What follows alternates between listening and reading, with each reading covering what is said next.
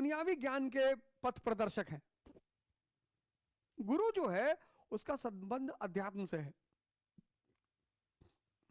लेकिन फिर भी भारत की संस्कृति में शिक्षक का एक बड़ा ही विशेष स्थान है। और टीचर होने के लिए बड़ी सारी मान्यताओं से ऊपर उठना पड़ता है। सौभाग्य से मैं टीचर नहीं बना, कोच। पर कोच बनने में जब इतनी जिम्मेदारियों का वहन करना पड़ता है, टीचर, और टीचर को बड़ी सारी मान्यताओं से ऊपर होना पड़ता है। वो जातिवादी नहीं हो सकता, वो क्षेत्रवादी नहीं हो सकता, वो संप्रदायवादी नहीं हो ही नहीं सकता। मैंने बहुत सारे अवसरों पर क्लास में कहा कि जब आप मुझसे मिलने आए तो कुछ चीजें मुझसे कभी ना बताएं। अपनी जाति ना बताएं, क्षेत्र ना बताएं, आपके पिताजी क्या करते हैं ये ना बताएं।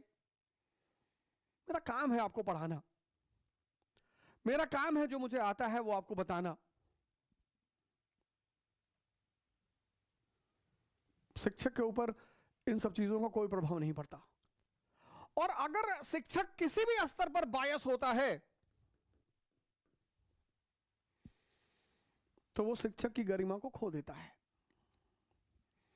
मिस्टर ऑयटन भारतीय संस्कृति का मजाक उड़ाया करते थे स्कूल में। स्कूल के लड़कों ने पीट दिया, इंक्वायरी कमेटी बैठी। अब इंक्वायरी कमेटी बैठी तो सुभाष चंद्र बोस जी का नाम आया, रेस्टिकेट हुए। हालांकि चूंकि परिवार एक संभ्रांत परिवार था, शक्तिशाली परिवार था, तो किसी तरह से इस मामले को रफा दफा किया गया।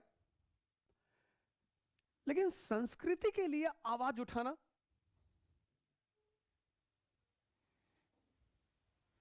मैंने बड़े सारे मौके पे क्लास में देखा कि 98% लोग प्रतिवाद करते ही नहीं, विरोध